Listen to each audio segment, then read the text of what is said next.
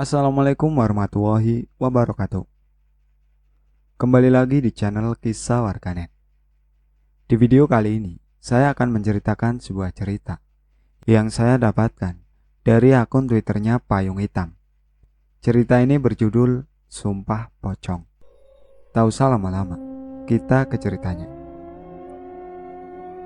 Cerita ini aku dapat dari Mbak Cantik, namanya Naya.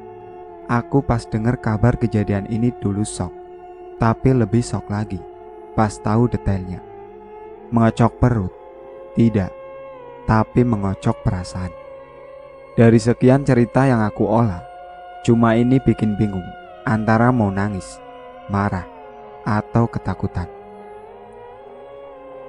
Jirlah disclaimer dari Mbak Naya dan juga aku, kalau sebetulnya sumpah ini bukan hal yang dibenarkan di Muslim, tapi entah kenapa ini terjadi. Terlepas dari apa itu sumpah pocong, semoga kalian memetik hikmah dan pelajaran apa itu sumpah pocong. Semoga kalian memetik hikmahnya dan pelajarannya. Semoga tetap jadi manusia yang bijaksana dan bertanggung jawab. Sudut pandang Mbak Naya. Aku gak bisa sebutin nama desa aku tinggal. Intinya aku tinggal hanya berdua dengan ibu kandungku. Mbok Ima, nama panggilan akrabnya di desaku. Bapak sudah meninggal lebih dulu. Disusul adikku meninggal, yang waktu itu umurnya masih balita. Aku juga punya satu kakak perempuan yang terhitung sudah 5 tahun gak pulang ke Indonesia. Iya, dia TKW di Taiwan. Dan kabar terakhirnya aku dengar 2 atau 3 tahun yang lalu. Awal mula kejadian ini tahun 2008, waktu aku masih SMA. Aku cuma fokus sekolah, sedangkan ibuku, Mbok Ima, kerja di salah satu rumah tetangga kami, yang bisa dibilang juragan juga di desa kami. Ibuku kira-kira pada saat itu umurnya 60 tahun. Masih kuat kerja sebagai ART di rumah juragan itu. Kita panggil nama juragan muda itu Pak Hanif, dengan istrinya Mbak Vivi. Pekerjaan ibuku seperti biasanya ART pada umumnya, mengurus 3 anak Pak Hanif yang masih kecil-kecil, bersihkan rumah, cuci piring atau baju, ngurus tanaman, siapin makanan, dan lain-lain.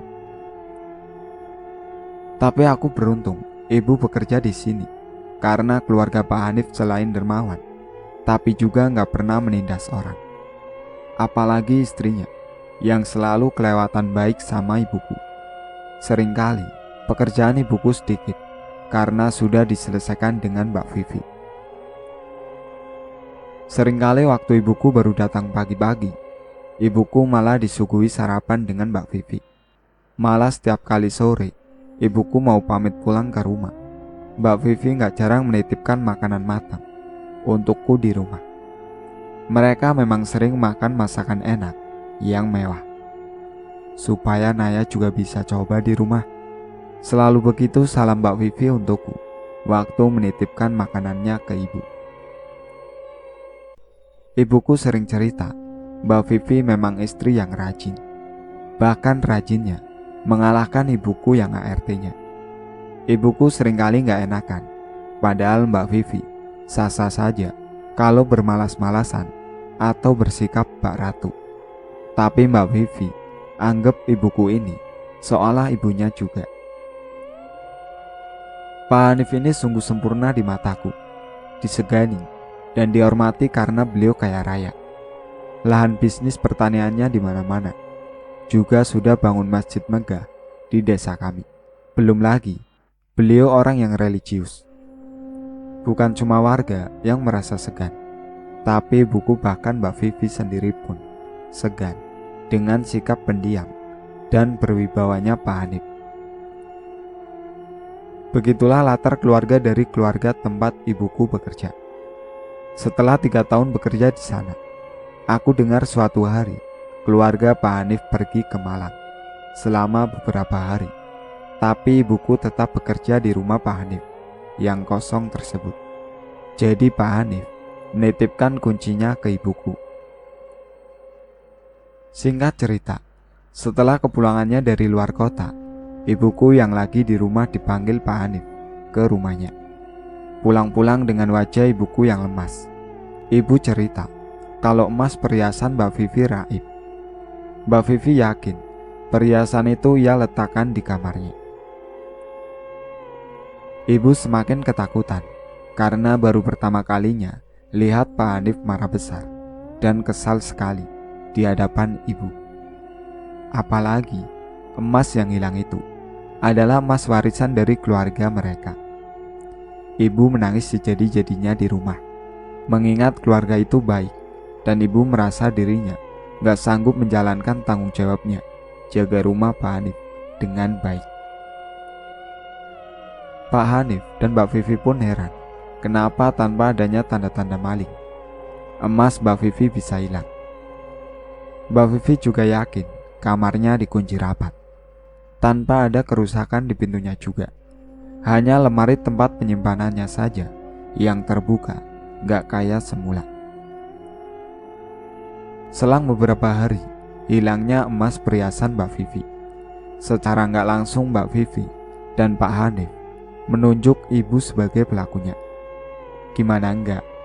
Karena dipikir-pikir, cuma ibu yang punya akses masuk ke rumah Pak Hanif. Antara rasa sedih melihat kondisi ibu yang sampai bersumpah demi Tuhan, dan rasa sakit hati juga dari tuduhan yang Pak Hanif lontarkan, sekarang sudah menyebar ke seluruh warga desa. Dari desas-desusnya sampai ke telingaku, ibu ini pencuri yang serakah, lapar harta karena meraup semua perhiasan warisan dan tabungan milik keluarga Pak Hanif. Ibuku dipecat, bekerja di rumah Pak Hanif. Istrinya pun bungkam karena ikut kecewa dengan perilaku ibu. Ibu yang sudah dianggapnya sebagai ibunya sendiri dan paling dipercaya di keluarga Pak Hanif. Betul-betul gak ada toleransi lagi di sana. Besoknya setelah kabar dipecatnya ibu, kami putar otak lagi bagaimana bisa menyambung hidup. Apapun masalahnya, hidup bakal terus berjalan. Apapun masalahnya, perut harus tetap terisi. Tapi di hari itu, warga datang dengan emosinya menggeledah rumah kami. Betul saja, tanda-tanda emas itu bahkan emasnya pun nggak ditemukan. Rumah kami terlanjur berantakan, tapi warga tetap dengan emosinya menuduh ibu sebagai pencurinya. Banyak yang emosi dan benci sekali dengan kami akhirnya. Kami terus-terusan sabar menghadapi hari demi hari penuh tuduhan. Sampai pada akhirnya ada dua warga menjemput ibu di rumah untuk ke rumah Pak Hanif. Di sana Pak Hanif sudah menunggu. Aku menemani setiap detik apapun yang ibuku lalui waktu itu. Di sana aku lihat keramaian dari penduduk desa kami, yang di dalamnya ada Pak Hanif, juga beberapa pemangku desa. Dengan sopan mereka menyuruh kami masuk dan duduk. Bahasanya yang tertata itu seolah menunduk tajam ke ibu, masih soal pencurian emas. Di situ juga mereka membahas soal aku yang nantinya tahun depan setelah lulus SMA mau masuk ke perguruan tinggi. Karena ibuku cuma gaji dan tabungannya pas-pasan. Tanpa aku tahu juga, ibu pernah meminta pinjaman ke Mbak Vivi dalam jumlah yang banyak. Tapi semua kesepakatan itu di tangan Pak Hanif. Akhirnya Mbak Vivi dan Pak Hanif gak bisa meminjamkan uang untuk pendidikanku, karena Pak Hanif tahu pasti ibuku gak mampu mengganti hutangnya. Dan akhirnya sampai sekarang ibu belum dipinjami uang oleh Pak Hanif. Menurut pemangku desa di sana dan keluarga Pak Hanif, menyuruh ibuku mengaku saja kalau memang betul. Ibu siap dimaafkan dengan ikhlas. Yang penting emas itu dikembalikan. Sambil menangis ibuku lagi-lagi bersumpah di hadapan banyak orang. Fitnah sudah menyebar kabar bahwa ibulah pencurinya. Ditambah warga juga semua tahu cerita mengenai kelanjutan sekolahku. Ibu betul-betul sama sekali gak tahu menahu, bahkan soal perhiasan itu. Awalnya aku bisa sabar, tapi lama-lama tangisku juga pecah. Sakit hati dan rasa sedih yang sudah gak bisa aku bendung lagi. Aku betul-betul gak percaya ibu seberani itu mencuri di rumah orang yang kami kenal baik. Karena dari pertemuan ini gak menemukan titik tengah, akhirnya Pak C sebagai penengah dari masalah ini mengusulkan untuk ibu bersumpah pocong demi membuktikan kalau memang ibuku memang pelakunya. Kamu memang betul bukan pelakunya. Lebih baik jangan langsung mengambil keputusan. Iya, dipikir-pikir lagi, karena resiko dari sumpah pocong betul-betul berbahaya. Dan disarankan untuk berunding dengan keluarga Pak Hanif lagi. Di situ Mbok Ima menyetujui sarannya Pak C. Tapi di sini Mbok Ima langsung menyetujui sumpah pocong itu. Tapi Pak C tetap nyuruh Mbok Ima ini jangan terlalu cepat ambil keputusan. Pikirkan selama sehari atau 2 hari dulu soal sumpah pocong ini. Aku sama sekali gak ngerti soal apa itu sumpah pocong. Aku cuma baru dengar juga dari peristiwa ini. Ibu langsung mengiyakan tawaran dari Pak C tanpa dipikirkan dulu keputusannya. Aku tanya ke ibu, apa itu sumpah pocong? Tapi kata ibu, itu cuma sumpah biasa sebenarnya. Gak ada resiko apapun. Setelah pulang dari rumah Pak Hanafi, sorenya Mbak Vivi ke rumah hanya untuk meyakinkan ibu lagi. Bu, saya belum tahu secara pasti siapa pelakunya. Saya nggak bisa menyebut pasti Mbok pelakunya, tapi mungkin Mbok bisa tahu di mana perhiasan itu dan siapa yang mencurinya. Saya bakal merahasiakan soal ini, termasuk dengan Mas Hanif. Yang penting perhiasan itu kembali dan pelakunya meminta maaf. Insya Allah saya akan maafkan. Mungkin terkait siapa pelakunya, kita bisa merahasiakannya. Dan saya bisa berbohong dengan Mas Hanif soal perhiasan itu cuma keselip di lemari, atau bagaimanapun itu bisa saya atur. Saya siap demi kebaikan semua. Jelas Mbak Vivi. Tapi mau gimana pun, itu semua pilihan ibuku. Mbak Vivi tetap membolehkannya juga, justru mendukung kalau memang itu betul-betul dilakukan ibuku.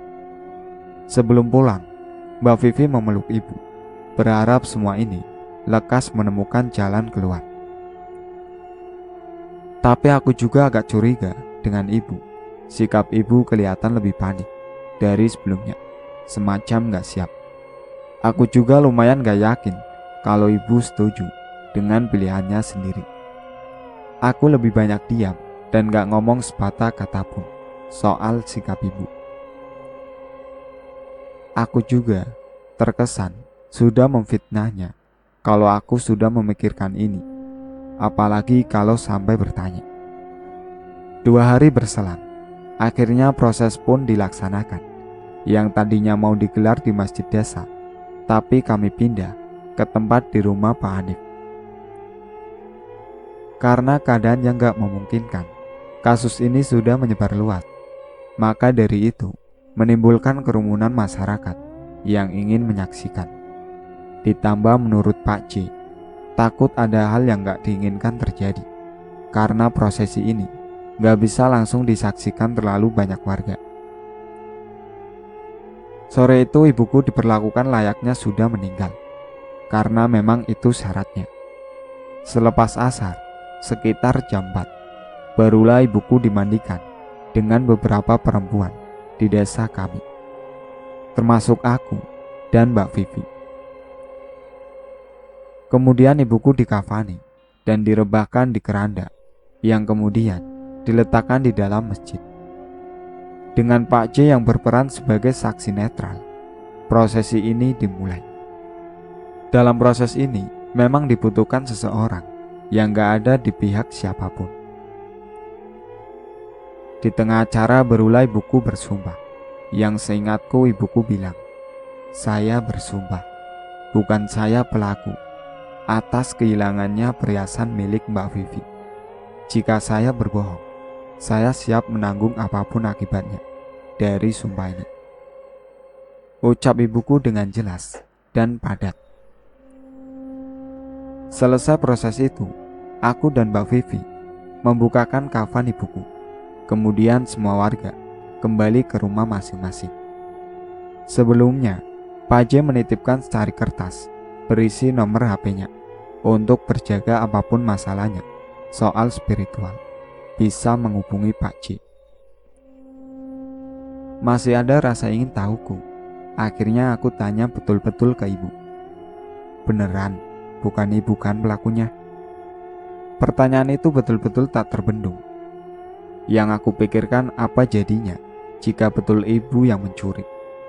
Tapi apapun niatnya, mau itu hilaf atau gak sengaja, Naya ngeri melihat ibunya diperlakukan seperti itu.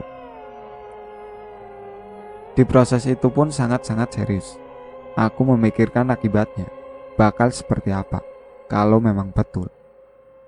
Jawaban ibuku cuma insya Allah semua akan baik-baik saja, nak, karena memang ibu bukan pelakunya. Jawab ibuku singkat, dengan raut yang sekarang gak setegang tadi. Aku akhirnya bisa tenang sedikit. Setelah itu kami merasa diasingkan oleh penduduk desa. Ibuku juga akhirnya mendapat pekerjaan baru untuk menyambung hidup kami di pabrik tahu untuk menjualnya keliling desa atau mengantar tahu ke pedagang pasar. Ibu selalu bekerja dari jam 6 pagi sampai sore. Baru hadir di rumah biasanya jam 5 sore. Baru 2 minggu umur ibu bekerja di pabrik itu. Satu sore aku nungguin ibu pulang sampai jam 10 malam. Karena aku panik, aku akhirnya nyari kemanapun aku bisa. Alat komunikasi kami pun cuma satu-satunya HP yang kami tinggal di rumah untuk menghubungi keluar. Ibu pun gak pernah bawa HP itu kerja. Aku pergi ke pengepul tahunya, tapi kesaksian pemilik pengepul itu, ibu sudah setoran uang hasil dagang. Kemana ibu kira-kira? Gak mungkin dia mampir ke suatu tempat. Kemana? Aku betul-betul gak ketemu ibu. Akhirnya aku pulang dengan tangan kosong. Tapi terkejutnya aku pas sampai di rumah, sepeda ibu sudah terparkir di depan teras. Aku langsung cepat-cepat masuk ke rumah dan cek ibu. Ternyata dia ada di kamar sedang tidur. Aku lega akhirnya. Aku juga maksudnya mau tidur, tapi kasurnya kehalang tubuh ibuku yang posisinya melintang di kasur. Gak ada sisa ruangan lagi untuk tubuhku. Aku pikir ini aneh. Apa ibu kecapean? Aku gak berani bangunin. Aku akhirnya tidur di ruang tamu. Selama aku berusaha untuk tidur, aku punya perasaan gak enak mengenai ibu. Juga soal posisi tidurnya yang gak seperti biasanya. Akhirnya aku cek lagi ke kamar. Siapa tahu ibu berubah posisi, jadi aku bisa tidur di sebelahnya. Tapi ternyata enggak, malah posisinya masih seperti tadi. Betul-betul seperti orang yang sudah meninggal. Tangannya dilipat ke dada dengan badan yang kaku. Aku balik lagi ke ruang tamu. Lagi-lagi gak mau bangunin ibu yang kelelahan. Waktu di ruang tamu, aku pun mulai tidur. Lama-lama masuk ke dalam mimpi yang menurutku inilah pertanda buruk untuk ibu. Aku mimpi ibuku ada di suatu tempat entah di mana. Tapi mataku tiba-tiba seolah tertutup dan aku dengar banyak orang menangis di sekeliling. Aku bingung dan ketakutan, yang akhirnya aku bangun dalam keadaan shock dan berkeringat deras. Tanpa sadar juga, aku sudah menangis deras yang buat wajahku betul-betul basah. Sekedar memastikan lagi, akhirnya aku lari ke kamar ibu. Aku lihat di situ, ibu kusuk sholat tahajud. Dan posisinya sedang ruku, menunduk, tangan memegang lutut. Aku lagi-lagi lega. Aku kembali tidur, karena memang normalnya ibu sholat tahajud setiap hari, di jam yang sama. Subuhnya aku bangun seperti biasa untuk kegiatan sehari-hari. Tapi aku bingung, kenapa sudah jam 6 pagi, ibu belum bangun. Gak ada pergerakan apapun dari ibu. Karena sebelum jam 6, ibu biasanya sudah berangkat pergi ke pengepul tahu. Aku lagi-lagi ke kamarnya, bermaksud bangunin ibu. Mungkin dia lupa. Tapi aku goyang-goyangkan badannya, betul-betul gak bergeming. Posisinya kini yang sama, tapi melintang di kasur, dengan kepala dan wajahnya agak telungkup, menghadap kiblat. Aku merinding, yang juga panik, langsung menelpon Pak C. Untungnya Pak C cepat datang ke rumahku dengan istrinya. Beliau langsung ke kamar ibuku, dan aku melihat ekspresi Pak C yang kaget. Pak C istighfar, seolah hal buruk sudah terjadi. Ibumu udah gak ada, nak. Jelas Pak C. Aku yang dipelukan istrinya tiba-tiba pingsan seketika. Paginya aku terbangun di hadapan ramai orang. Di rumahku juga aku lihat ada Mbak Vivi yang merawat aku selama pingsan. Setelah aku sadar, Pak C baru menjelaskan soal apa yang dilihatnya. Waktu pertama ia melihat ibu, Pak C lihat wujud ibu yang sudah terbungkus kain kafan dengan posisi tubuh yang persis seseorang yang sudah di liang kubur.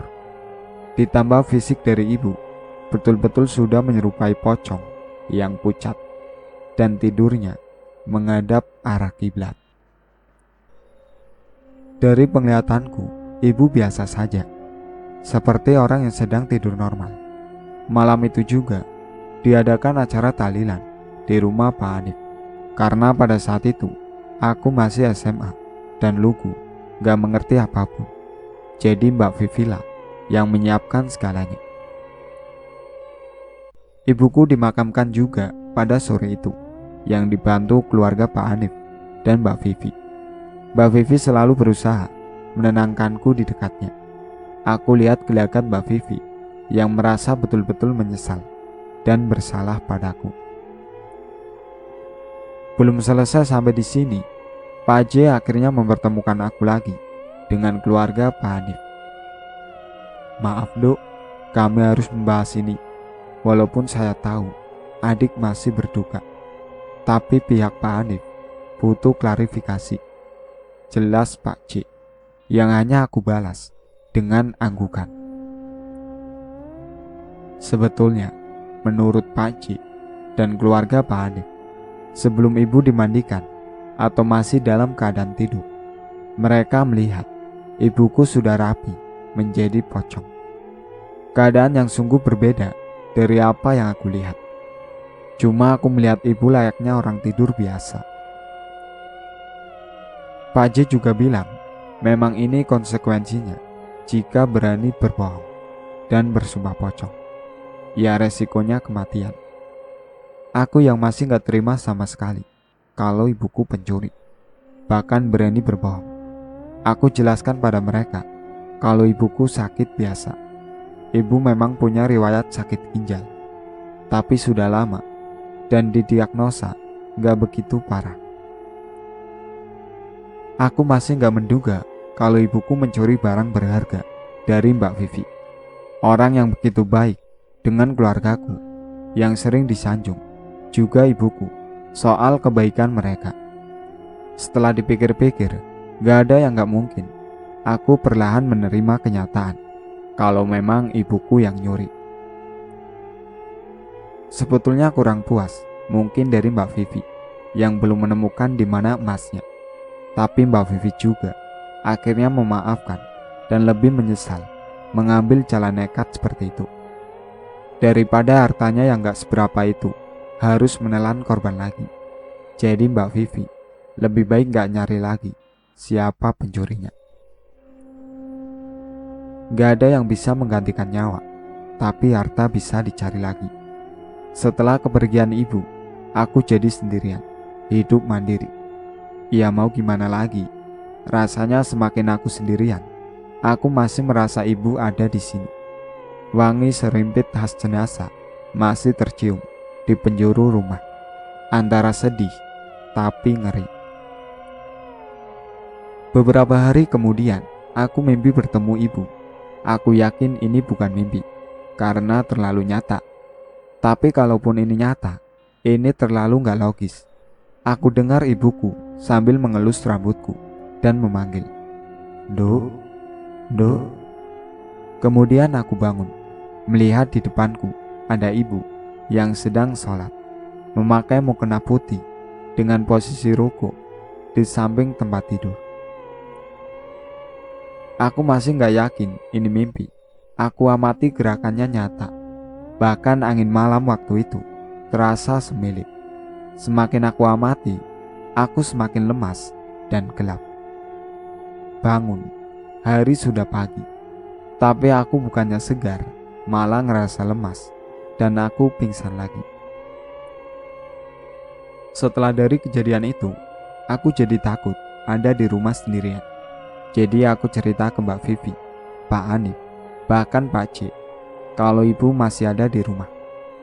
Mau dibantah seperti apapun, yang aku lihat itu ibu, nyata. "Jangan perlihatkan lagi, Bu. Naya takut. Naya sendirian di rumah," ucap aku. Setiap aku sendirian di rumah. Semenjak itu tidak ada lagi gangguan dari ibuku. Tapi yang namanya itu ibuku. Aku gak pernah lupa gimana aku merasakan kehadirannya di sini. Apalagi aku menyaksikan detik kematiannya. Singkat cerita, aku memutuskan pindah ke Surabaya karena budeku menawarkan tinggal dengannya. Budeku atau saudara jauh dari almarhum bapakku, namanya Bu As. Aku pindah membawa seluruh barang yang bisa dibawa. Waktu aku angkut lemari yang ada di dapur, aku sekalian sapu juga karena debu numpuk yang selama ini gak tersentuh tangan. Aku nemu satu kantong plastik kecil yang sengaja diikat rapi. Di bawah lemari itu diletakkan. Takutnya ini punya ibuku. Aku buka dan ternyata isinya perhiasan emas. Satu kalung dan 2 emas yang ukurannya gak terlalu besar. Punya siapa ini ya? Aku gak pernah lihat ibu pakai perhiasan ini. Untuk apa ibu simpan perhiasan ini? Jangan-jangan ini perhiasan Mbak Vivi. Akhirnya karena aku mikir juga, perhiasan yang ternyata sedikit ini udah ngambil nyawa ibuku. Aku niatnya aku simpan saja dan suatu saat aku jual. Yang paling harganya gak seberapa itu. Aku sudah dibuat kesal dengan keputusan Mbak Vivi karena menghilangkan nyawa ibuku. Bahkan aku ingat Pak Hanif bilang, hilang semua. Ternyata cuma 3. Ya kalaupun cuma 3, kenapa bilang semuanya? Kalau memang semuanya, ini sedikit banget. Sudah kalut perasaanku waktu itu. Pilihanku udah tetap. Aku simpan saja, entah sampai kapan. Setelah kurang lebih setahun, kalau gak salah, aku pikir perbuatanku ini salah. Dan gak tega juga ke Mbak Vivi kalau memang cuma 1 biji. Tapi itu barang berharga. Siapa yang gak akan murka atau panik kehilangannya, iya kan? Dari Surabaya, aku putuskan untuk ke rumah Mbak Vivi waktu itu, ke desa tempat aku tinggal dulu, untuk sekedar mengembalikan perhiasannya itu. Ternyata betul, itu punya Mbak Vivi. Ada lagi Mbak yang hilang. Siapa tahu ibuku sudah menjualnya. Nanti biar aku gantikan lagi, tanya aku memastikan. Dan mau tahu juga, apa memang ada sebanyak apa yang hilang. Gak perlu Naya, cuma ini aja kok yang hilang, jawab Mbak Vivi dengan entengnya. Lagi-lagi aku berpikir, cuma ini yang buat nyawa ibuku melayang. Terima kasih Naya, kamu udah baik banget, mau rela jauh-jauh dari Surabaya untuk kembalikan perhiasan ini. Aku mau titip ini untuk kamu, jaga baik-baik ya, tawar Mbak Vivi yang memberikan kalung tersebut. Tapi aku gak mau lagi melihat wujud kalung itu. Aku mau melupakan sakit hati dan juga mau ikhlas untuk kepergian ibuku. Aku pun menolaknya dengan sopan dan balik lagi ke Surabaya.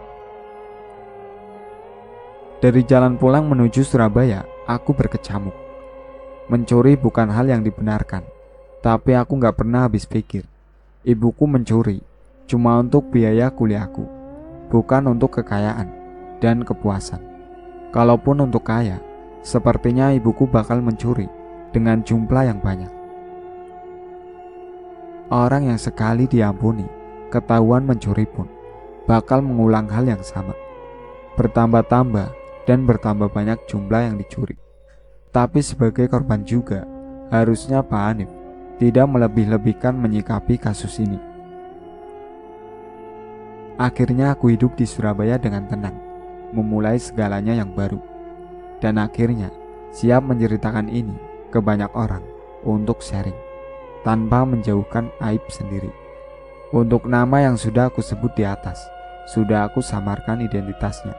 Jadi kalaupun ada kesamaan, mungkin itu hanya kebetulan. Itulah akhir cerita dari Sumpah Pocong. Sekian dari saya. Wassalamualaikum warahmatullahi wabarakatuh.